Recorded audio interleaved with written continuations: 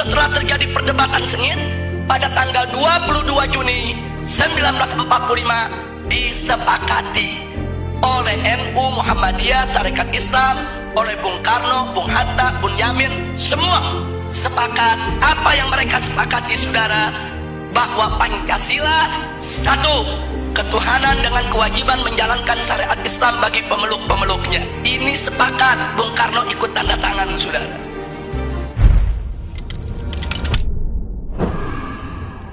Assalamualaikum warahmatullahi wabarakatuh. Waalaikumsalam warahmatullahi wabarakatuh. Alhamdulillah, asyhadu an la ilaha illallah wa asyhadu anna Muhammadan abduhu wa rasuluh. Pemirsa, kita jumpa di ruang tayang dibacain berita. Tentu kita ingin berita-berita yang jujur, berita yang benar, berita yang jernih, berita yang fakta. Silakan Bung kameraman. Siap, terima kasih Bung Alfian. Nah Bung Alfian, hari ini di 22 Juni 2023 ada dua hal besar Bung Alfian. Yang pertama adalah ternyata hari ini adalah hari ulang tahun atau HUT Kota Jakarta yang ke-496 yang telah berdiri sejak 1527. Kemudian 22 Juni juga adalah hari Piagam Jakarta. Nah, Bung Alfian mau melihat dari sisi yang mana, tapi saya coba bacakan berita dari yang Piagam Jakarta, Bung Alfian. Iya. Ini diberitakan oleh Detik Education. Ini hasil sidang panitia 9 tanggal 22 Juni 1945 dan sejarahnya. Jadi ini buat merecall Bung Alfian atau generasi muda yang apa sih Piagam Jakarta, apa sih Piagam Jakarta. Nanti ada beberapa poin yang bisa saya bacakan. Tapi mungkin untuk awal ini, bagaimana respon awal Bung Alfian tentang HUT Jakarta dan Piagam Jakarta, Bung Alfian? Silakan. Pertama, alhamdulillahirrabbilalamin. Kita ucapkan selamat milad, selamat hari ulang tahun, selamat memperingati ibu kota negara Republik Indonesia, yaitu Jakarta, yang ke-496. Kalau ditanyakan respon awal, ini jelas ini sangat berkait berkelindan secara positif. Piagam Jakarta itu dimaksudkan sebagai sebuah konsensus nasional yang dilahirkan bertepatan dengan hari ulang tahun Jakarta. Itu mempertegas bahwa poros negara kita adalah Jakarta. Jadi kalau ibu kota negaranya bukan Jakarta, itu bukan Indonesia kita yang kita kenal. Indonesia kita ibu kotanya ya Jakarta. Jadi perhatian buat pemirsa bahwa Piagam Jakarta mensyaratkan adanya sebuah landasan dasar bernegara yang dilahirkan bersamaan harinya dengan tanggal kelahiran Jakarta sebagai ibu kota negara kesatuan Republik Indonesia. Ya, Bung Alfian, memang menarik sekali Bung Alfian, karena kan ketika bulan Juni ini banyak beberapa tarikan Bung Alfian.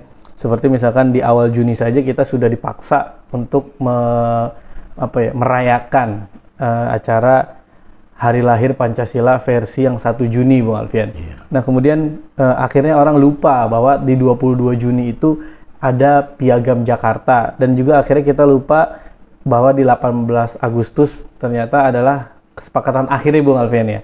Nah, Bung Alfian, mungkin coba kita bacakan isi Piagam Jakarta. Berikut rumusan Pancasila dalam naskah Piagam Jakarta.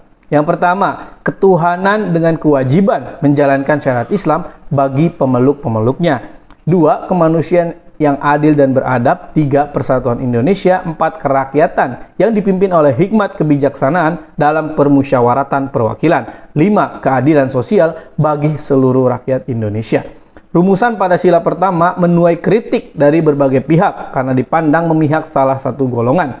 Beberapa tokoh perwakilan dari Indonesia Timur menyatakan keberatan dengan sila pertama dalam rumusan tersebut. Nah, Bung Alfian, yang menarik yang ingin saya tanyakan adalah, pertama, kalau mereka keberatan, padahal kan ini bagi pemeluknya saja, Bung Alfian, itu satu. Kemudian saya juga tertarik dengan memori bahwa awalnya katanya Soekarno ingin mengembalikan 7 kata tersebut. Ternyata sampai hari ini tidak pernah dikembalikan. Ini gimana, Bung Alfian? Sebenarnya kalau mau dibuka dari file sejarah ya, Iya. yang menolak itu bukan Indonesia Timur. Yang menolak itu justru orang Islam yang ada di partai-partai sekuler. Jadi pandangan-pandangan mereka yang la ilmaniyah, pandangan mereka yang sekuler itu yang membuat mereka jadi sok toleran dengan orang lain. Karena Samratulangi pernah mengatakan bahwa sesungguhnya kalau ketuhanan dan menjalankan syarat Islam bagi para pemeluk-pemeluk itu kan tidak mengganggu kami, jadi tidak masalah buat kami. Jadi kalau kita buka di sejarah, orang-orang yang bukan Islam itu tidak melihat seperti itu. Justru akhirnya terjadi kolaborasi antara kelompok sekuler dan Kristen radikal yang sebetulnya mereka sendiri tidak terlibat langsung dalam bentuk-bentuk itu. Dan ini jelas perhatian bahwa yang pertama kali menolak itu adalah Muhammad Hatta. Dan Muhammad Hatta sendiri penolakan itu juga sampai hari ini secara dokumentasi tidak bisa dilacak bentuk tertulisnya kayak apa. Itu sebenarnya pengetahuan buat para pemirsa bahwa memang dasar negara ini sangat dikontrol oleh kelompok Zionis.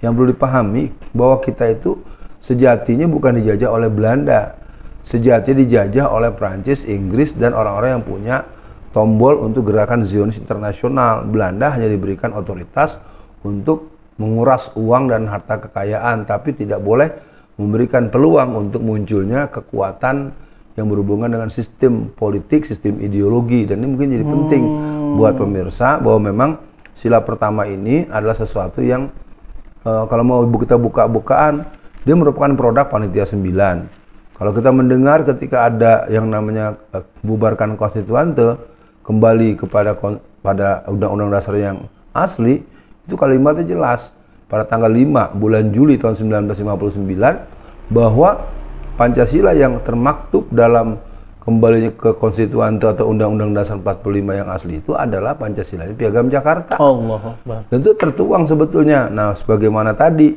bahwa sesungguhnya pencorotan itu adalah rasan-rasanin, ngebatin doang. Aduh, nggak enak ya tetangga ya begini ya. Iya. Nah, akhirnya saya tetangga yang mungkin tadi nggak terlalu terusik ya jadi naik ininya apa, ghirah kekafirannya.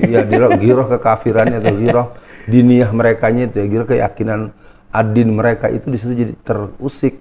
Sekali lagi Piagam Jakarta merupakan hak umat Islam, dan ini mungkin saya sampaikan di beberapa kajian-kajian yang telah dilakukan beberapa waktu berselang bahwa Piagam Jakarta itu adalah hak umat Islam yang harus dikembalikan. Jadi proses pencorotan itu adalah sebuah kerja yang sifatnya persuasif dari seorang Soekarno untuk melunakkan Pak Ki Bagus Hadikusumo yang tidak pernah berubah. Ki Bagus Hadikusumo tetap sampai sidang-sidang terakhir itu tetap mengatakan adalah wajar 90% warga negara Indonesia beragama Islam, lalu mereka meminta negeri ini diurus dengan cara itu.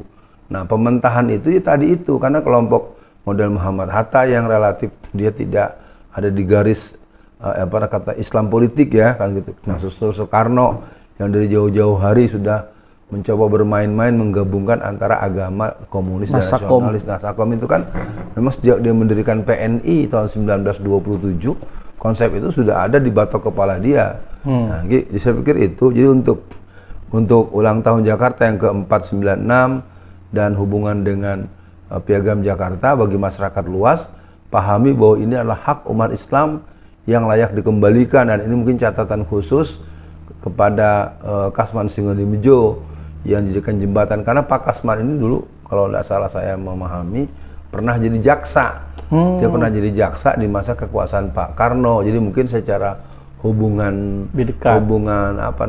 suprastruktur, hubungan politiknya pernah terbangun sebagai bawahan tanda kutip ya. Tapi kemudian ini dia gunakan untuk merayu ya, memberikan permakluman pada Ki Bagus Hadikusumo. Dan perlu diketahui bahwa penegasan itu juga dilakukan oleh kelompok NU. Ya. Kiai Haji Hasyim Asy'ari itu tetap menolak untuk pencorotan 7 kata itu.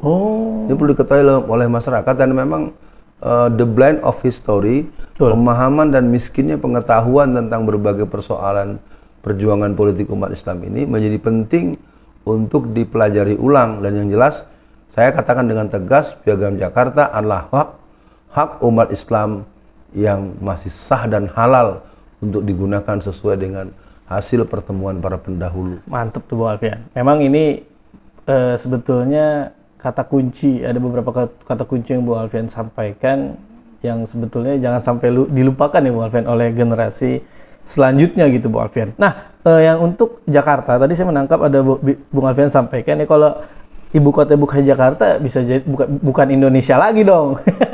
Itu satu Bung Alfian. Nah, kemudian yang kedua soal Piagam Jakarta, berarti Bung Alfian saya menangkap pengkhianatan itu atau sikap dusta itu memang sejak dulu ya Bung Alfian sudah ada.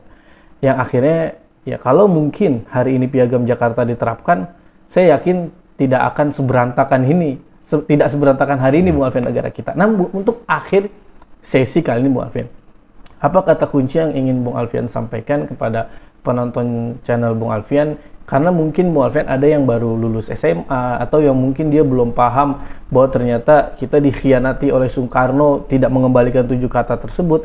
Yang pertama soal HUT Jakarta Bung Alfian, agar Jakarta terus menjadi ibu kota negara Republik Indonesia, dan kemudian Piagam Jakarta juga jangan sampai dilupakan oleh generasi berikutnya. Silakan Bung Alfian sekalian closing statement. Ada beberapa hal ya, nanti saya akan closing. Sikap Muhammad Hatta itu diprotes keras oleh Profesor Dr. Deliar Nur. Jadi perlu dipahami bahwa seorang Deliar Nur lah seorang yang sempat mengarang buku yang tebal-tebal, dan dia sebagai seorang guru besar ya, dia menulis tentang pergerakan Islam di Indonesia sampai tahun 1942. Terus pergerakan-pergerakan lain termasuk hal yang berhubungan dengan adanya Laksamana Maeda yang itu dipertanyakan. Karena sempat dikonfrontir langsung kepada Muhammad Hatta, dia tidak pernah bisa menjelaskan orangnya siapa, di mana, apa urusannya. Lalu kemudian orang Jepang khawatir dengan ini dan itu, kan dia menjajah negara kita. Jadi sebetulnya kita sering akhirnya menerima sesuatu yang sebetulnya kalau kita dudukkan persoalan, dia adalah persoalan yang sebenarnya sederhana. Nah, persoalannya kan memang umat Islam ini sejak lama telah mengalami keminderan politik ya, diminderkan atau dipinggirkan. Nah, jadi kalau ibu kota Jakarta, ibu kota Indonesia ya Jakarta. Kalau bukan Jakarta ya bukan Indonesia. Cakep. Penting kan. Nah, terus yang kedua yang sebagai penegasan bahwa IKN itu bukan punya kita. Silakan saja ditelusuri dengan mendalam. Kenapa ngotot banget gitu kan? Kita nggak butuh IKN, dan IKN itu merupakan sebuah arogansi yang berangkat daripada penetrasi dan ancaman tanda kutip dari pihak eksternal yang rasanya perlu dijawab secara nasional. Bahwa umat Islam, bangsa Indonesia, kaum pribumi, dari sistem tata pengamanan negara justru amannya kita tuh di Jakarta. Karena kalau di Kalimantan itu terlalu langsung dekat dengan negara luar. Gitu kan. Sekian dibacain berita di edisi ini. Selamat HUT, selamat milad ke 496 kota Jakarta. Indonesia kita, ibu kotanya adalah Jakarta. Assalamualaikum warahmatullahi wabarakatuh. Waalaikumsalam warahmatullahi wabarakatuh.